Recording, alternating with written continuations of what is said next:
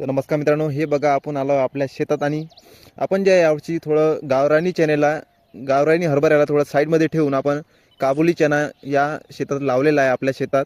आणि नक्कीच मित्रांनो, गावरानी चण्यापेक्षा काबुली चना हा म्हणजे चांगलंच उत्पादन देईल यात काही शंका नाही. आणि भावामध्ये सुद्धा याला थोडे जास्तच म्हणजे डबलनच भाव आपल्याला मिळते. म्हणजे जे आपल्याला लावायला काही हरकत नाही आहे. गाठे बघा, याला गाठे सुद्धा दाखवतो. एका फळफांदीला किती गाठे आले बघा, 1 2 3 4 5 6 7 8 9 10 आणि शेंडावर बघा हे 11, म्हणजे 11 10 11 असे गाठे एका फळफांदीला आले आहे. आता इतके गाठे या हरभऱ्याला आले आहे, काय उत्पन्न होणार नाही मला सांगा तुम्ही. आणि अंतर बघा पूर्ण असं दाटलेलं आहे. अंतर आहे आपलं बेडवरती आपण हे लावलेलं आहे.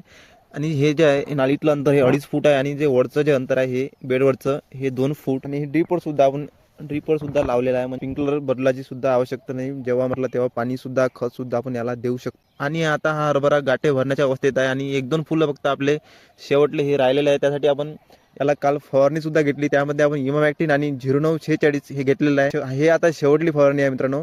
यामध्ये आपल्याला बुरशीनाशक घेण्याची काही आवश्यकता नाही आहे. वाटलंच तर आपण हलकं फुलकं एखादं बुरशीनाशक घेऊ शकतो, जसं की M45. आणि एक तर सांगायचंच राहिलं मित्रांनो तुम्हाला, हे जे बेड आहे मागच्या वर्षीचे सोयाबीनचे बेड आहे मित्रांनो.